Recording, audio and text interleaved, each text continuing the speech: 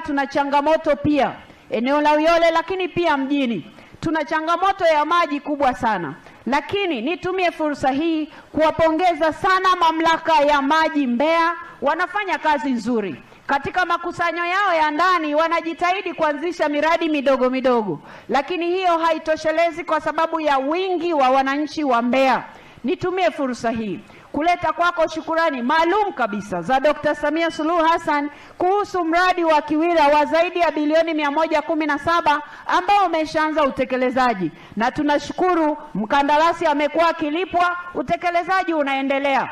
Katika kushukuru huko, tunaomba pale ambapo mkandarasi anakuwa ameleta zile certificates, basi alipwe kwa haraka ili mradi ukamilike na changamoto ya maji wana Mbeya iishe, lakini pia kwa sehemu wana Rungwe itaisha, lakini pia kwa sehemu wana Mbeya vijijini itapungua kwa kiasi kikubwa. Na